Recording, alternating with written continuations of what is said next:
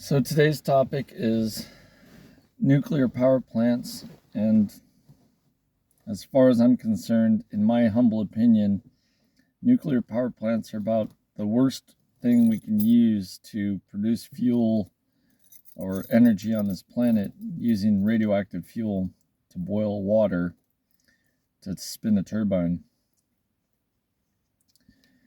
The basics of it, as far as I understand it, is that a nuclear power plant gets commissioned.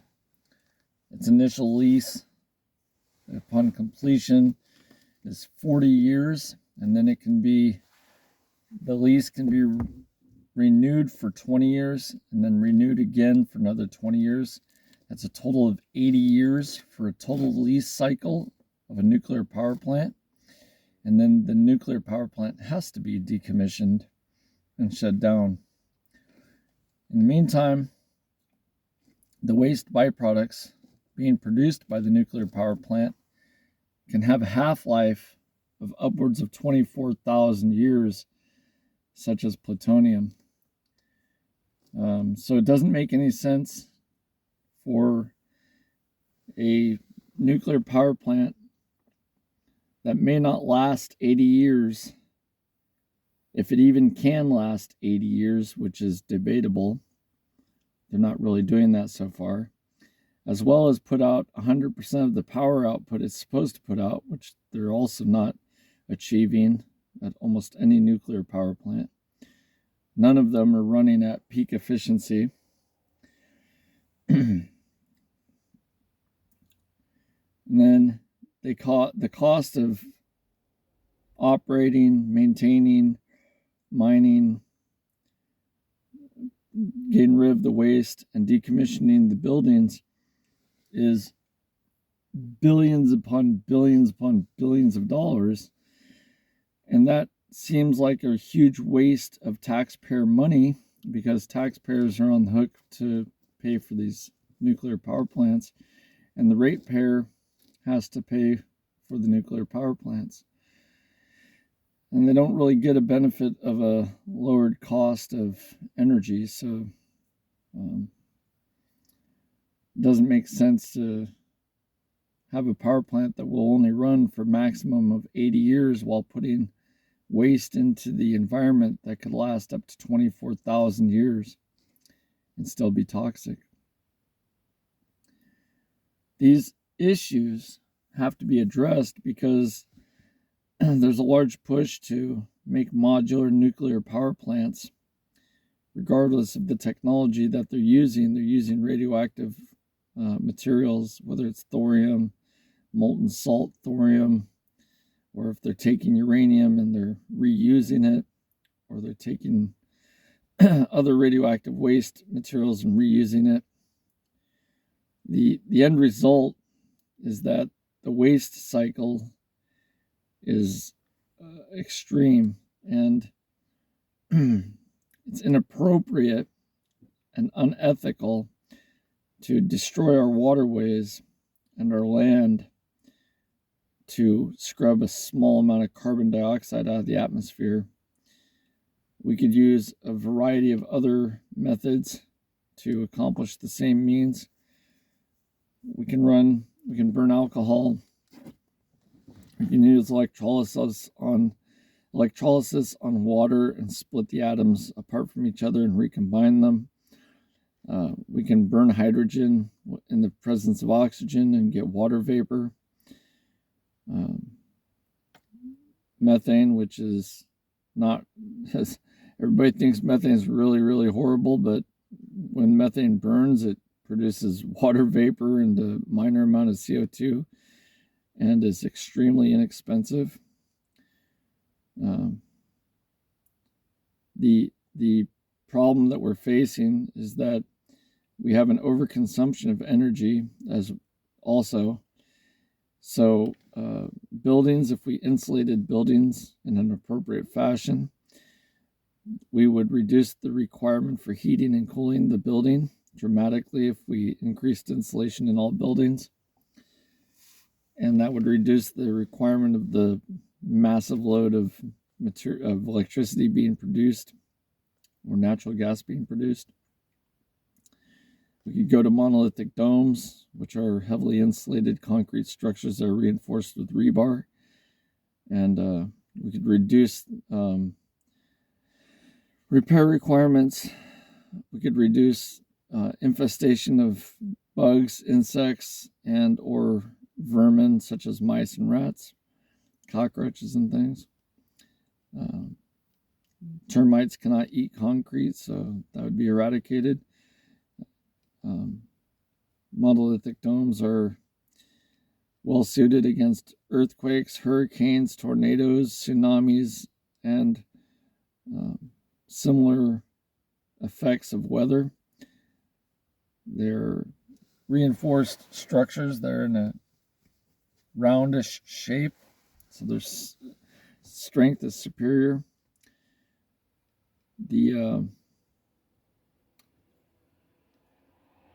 We have the ability to burn alcohol and create energy. We have photovoltaics that we could ramp up, with wind power that we could ramp up. We could do a lot of things other than modular nuclear power plants and have a successful future. We can create battery storage for the excess power that's being dumped by power plants currently, and store the energy for longer periods of time so that plants don't need to run at their highest maximum output. We do have the ability to think this through and fix these problems. We have a huge amount of biomass that can be converted into methane or converted into alcohol. We definitely know that we can do all that. Electrolysis can be used to split hydrogen from oxygen and water and recombine it into water when it burns. And we know that to be true also. And you get a huge amount of fuel energy out of just water with a little bit of electrolysis. There's ways to solve the problem, but nuclear is not the solution to our energy problem, and never will be. It never could be.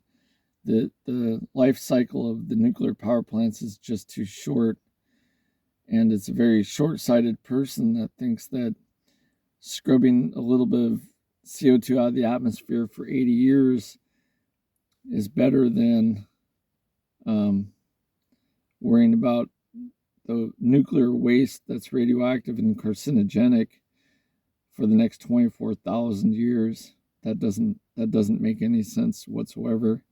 Whoever is pro-nuclear for scrubbing CO2 out of the atmosphere has not considered the long-term ramifications of the waste stream, and the scientists that believe that they've quote-unquote solved the radioactive problem have nowhere to put that material, because no one wants it in their backyard.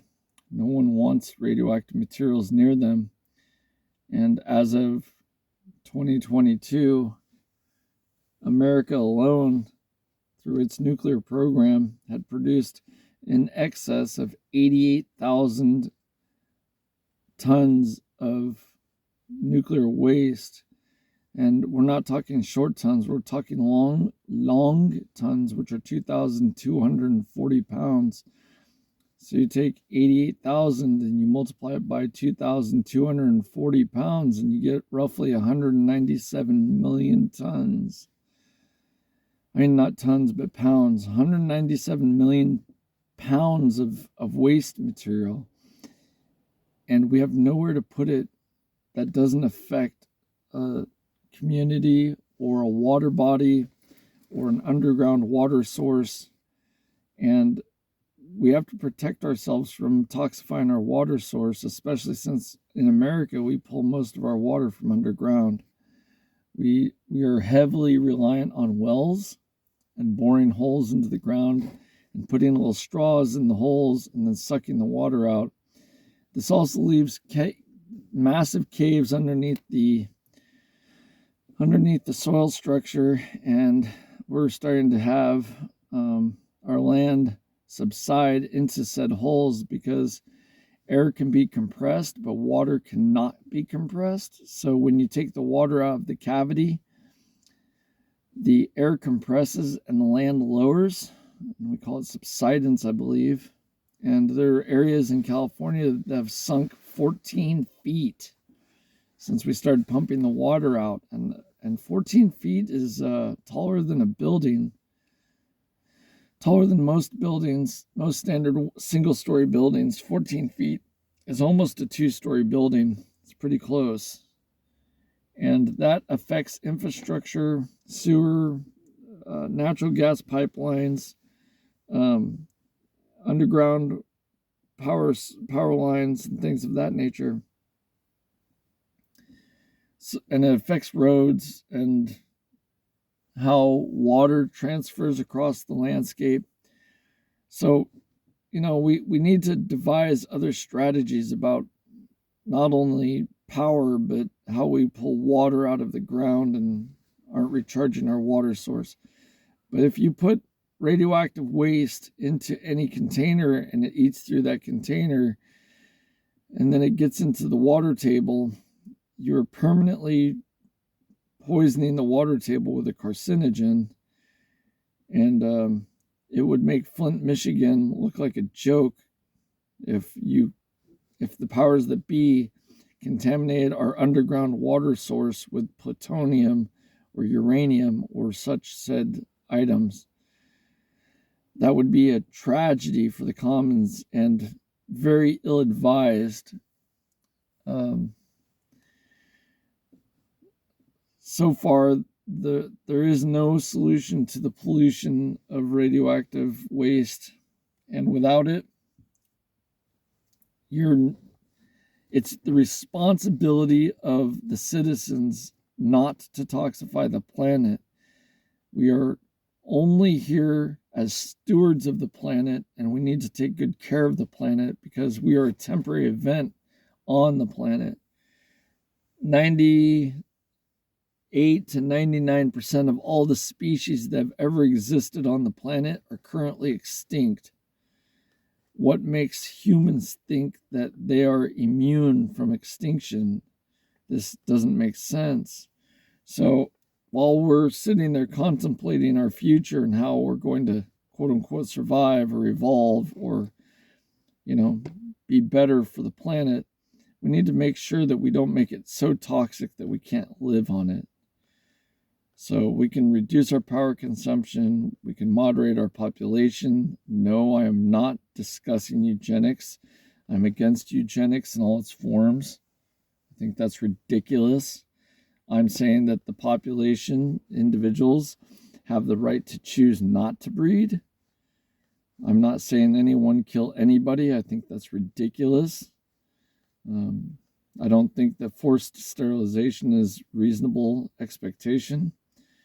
So I'm not part of that system of thinking. I do think we can think our way out of this situation and or evolve into better power generation systems so we can have power for people and for doing things. But nuclear is definitely not it. Nuclear has a small role to play in our future, and it has to get smaller every day, not bigger. And as of 2023, the America's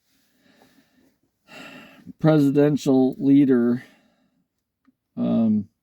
is pushing really hard for nuclear power and modular nuclear power plants. And we've had so many nuclear accidents and we've exploded so many nuclear bombs on the planet that you would think that at some point people would understand that this is a very dangerous material and it's not to be taken lightly. And yet we're willy-nilly detonating nuclear bombs. I believe between Russia, America, and every other country, they've exploded over 1,000 nuclear bombs on the planet in testing. And that doesn't include the use in war, which was 2 nuclear bombs over Hiroshima and Nagasaki. So, and that doesn't include all the nuclear bombs that are in cold storage or being held in suspension in the event of an exchange between greater nations. And all of that is not really, it's not really wise to have nuclear weapons, nuclear power generation from nuclear. I think nuclear has a good place in science in small quantities, and possibly in medicine in very small quantities again. But there is no such thing as a radioactive isotope that is not considered a carcinogen.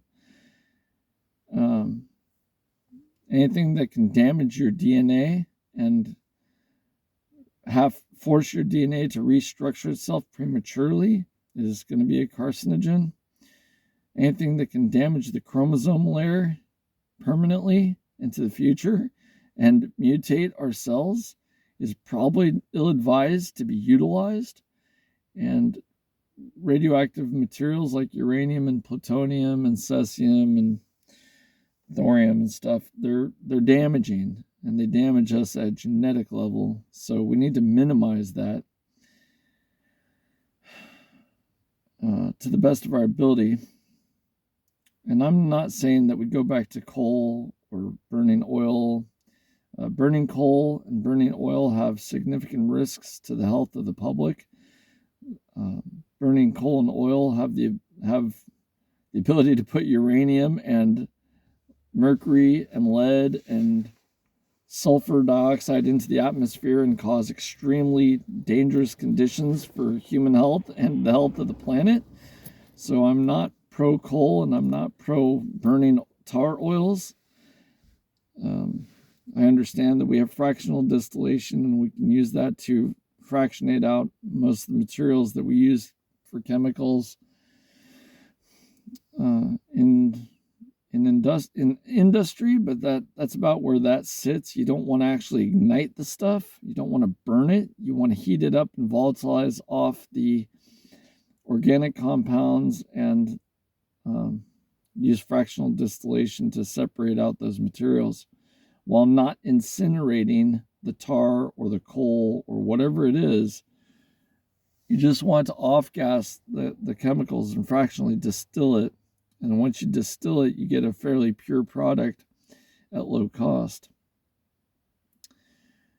Again, we have a huge amount of alcoholics in America, and that means we have a bunch of alcohol distilleries. So we have enough alcohol distilleries to produce more alcohol than we currently consume. And if we ramp up the distillation process into a higher proof, we can get many alcohols to be burnable and utilize the excess alcohol that we're not drinking and wasting money on. And we could use that to also burn and heat up water and spin turbines and things without producing super toxic waste on the other side. Even alcohol has waste products that we don't desire, but it has waste products that will break down in the environment readily and fairly easily, and are usually organic compounds that can be bound up by carbon or absorbed by plants or something. And the chemicals typically don't last for 24,000 years and cause radiation sickness and or toxicity in the environment. So I mean, we can figure it out. Methane also is when methane's burned, you're producing water vapor and CO2 and some other minor components for whatever is in the methane that was being burned, the mercaptan and stuff. But predominantly it's water vapor and CO2, and we could still capture the water vapor and the CO2 off the burning of the methane. We have the technology, we can do that too. So it's not impossible to solve these problems. It just takes the will to solve the problems. and it takes the understanding, the scientific understanding, to solve the problems. And again, getting back to it, nuclear is just not the answer.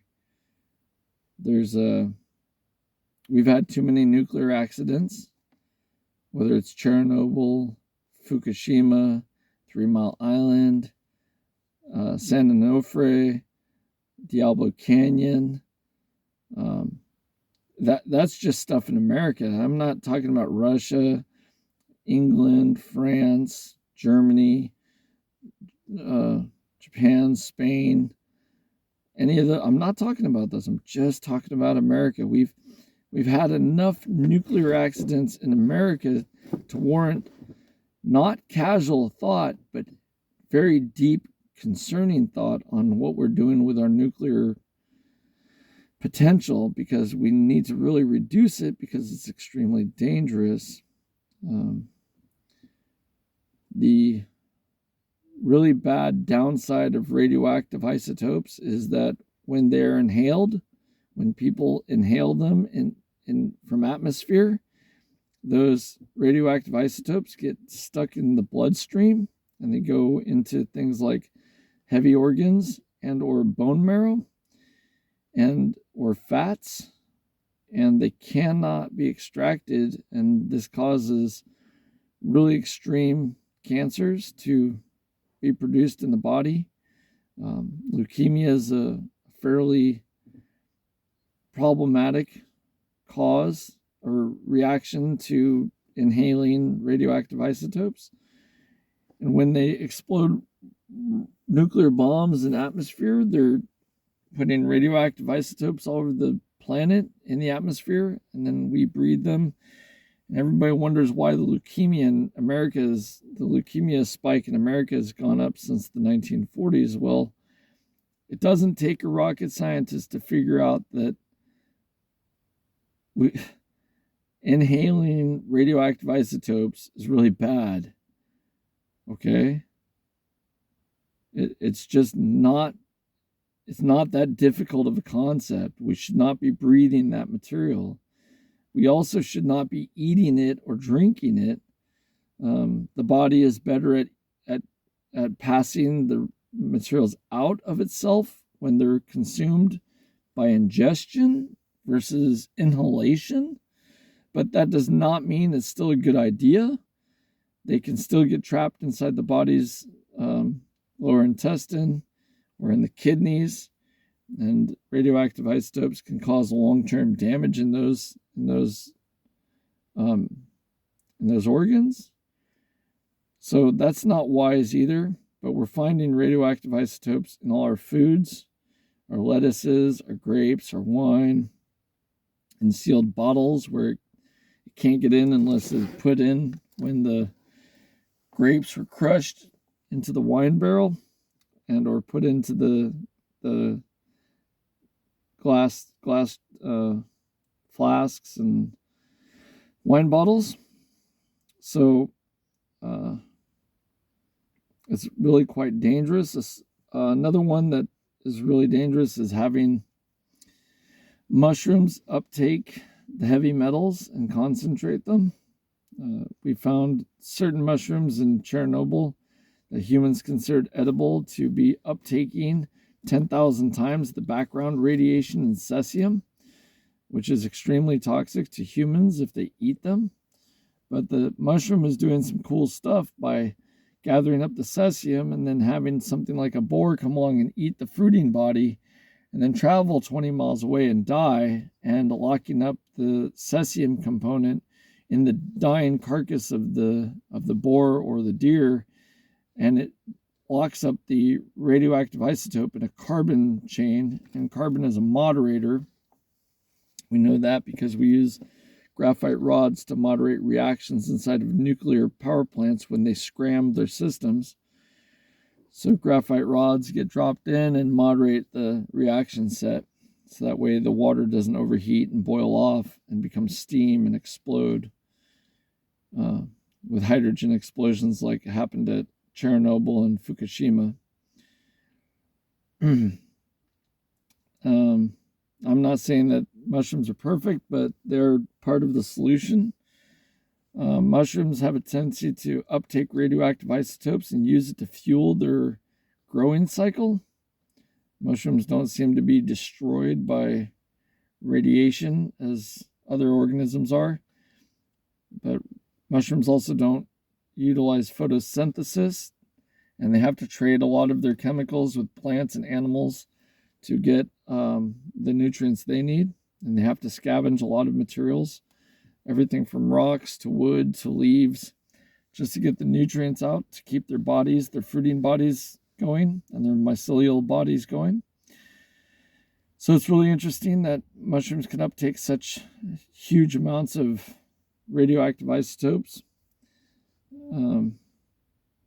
That also means that we have to be careful as humans on ingesting wild mushrooms, and we had to be careful already. We have to get spore prints and make sure that we got identification correct on mushrooms before humans can consume them, because there are toxic ones out there, and there are poisonous ones out there, and there are hallucinogenic ones out there. But now there's ones that have extremely heavy metal content, lead, chromium, other chemicals, like arsenic and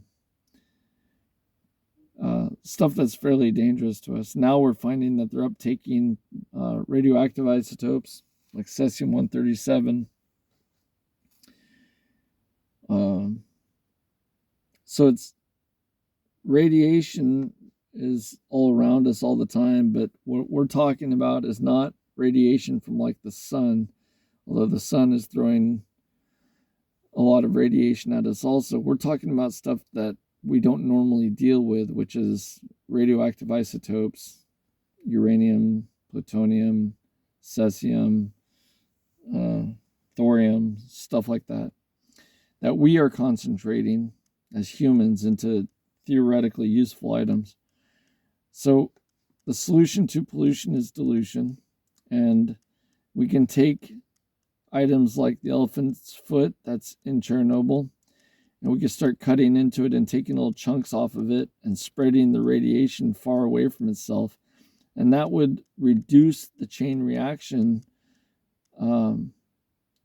or the critical mass chain reaction that's happening, that's causing the elephant's foot to be so hot, causing these things to melt through concrete and rebar reinforced floors. And we have the technology with carbide saws and drones to actually get to things like the elephant's foot and break them down into smaller bits, and then clean up the contamination of the smaller bits and spread it out, thus taking away the idea of critical mass. We reduce critical mass, and we can reduce the problem significantly. We found all this radioactive material in mines over vast areas on the crust of the earth, and if we're smart, we could spread it out very thinly where we found it, and it would be less harmful. But what we have a tendency to do is concentrate the materials and then bury them in a single spot. And I'm not saying that I'm correct. I'm saying that we put it back to nature the way we found it, and we weren't harmed by it. What we're doing now is we're concentrating massive volumes of radioactive isotopes together, and they're still maintaining critical mass at some level because they're too close to each other. So we have the ability to solve that problem by spreading out the radioactive isotopes and binding them with carbon and doing some other cool stuff. And the problem that we have currently is that we were supposed to have uranium pellets with a half-life of, say, I'm just spitballing here, but say the half-life on a uranium pellet was going to be, 800 years, right? But you can't use the uranium pellet for 800 years because the power plant can only be useful for 80 years. So, and then uranium is being changed out because its power is dropping before the 80-year mark, long before the 80-year mark. And so they're taking the uranium pellets out and they're disposing of them, and badly disposing of them. and then they're replacing them with new pellets, and then those pellets don't last the duration that they're supposed to. So the long-term benefit of radioactive isotopes and heating of water is it just has not been true.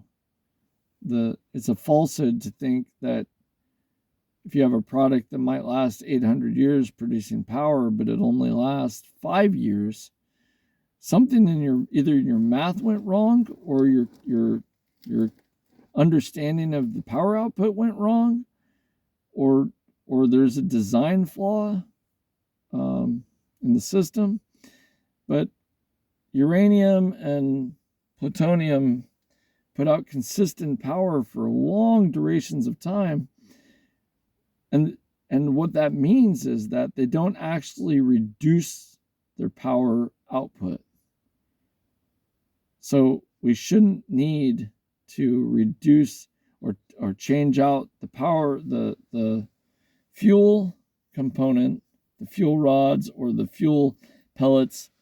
Those should not be needed to be changed out, but once every, if the half-life is 800 years, they shouldn't need to be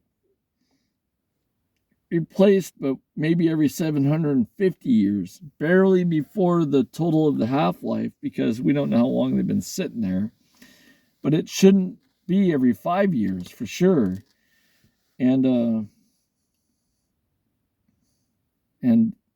we're just finding that replacing the uranium pellets or the high energy pellets that we're utilizing, whether it's uranium, plutonium, or other materials, they're either somebody doesn't know what they're doing and they don't understand the half-life of the product. The design flaw, there's a design flaw in the system, and they're not understanding the power output,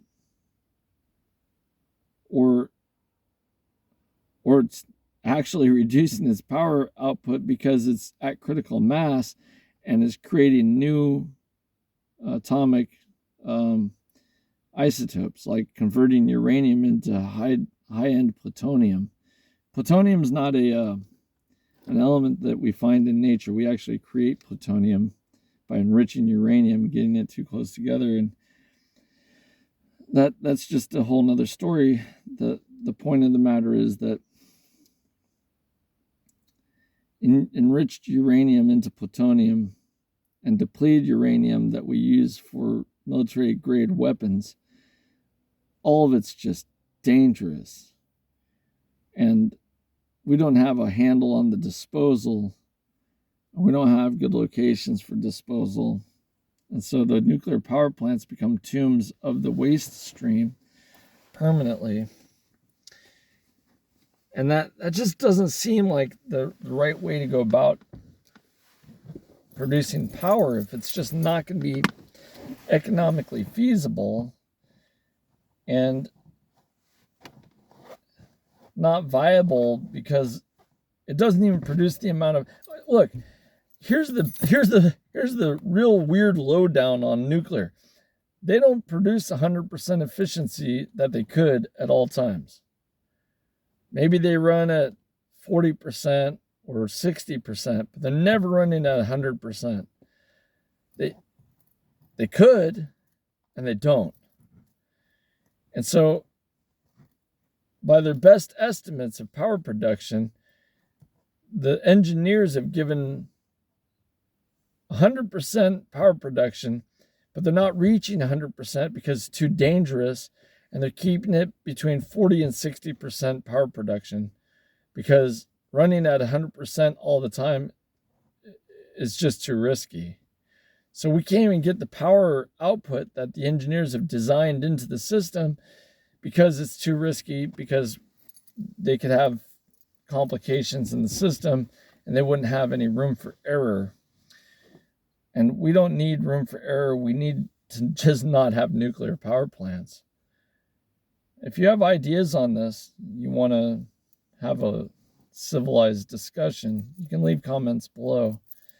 Or you can start your own channel and you can debate nuclear and the pros and cons of nuclear. But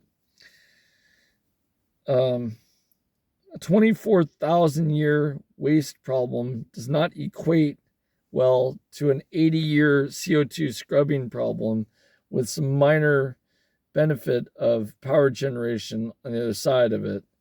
It just doesn't seem like the appropriate thing to do. Think about it, comment on it, create your own channel, discuss it. Have a great day.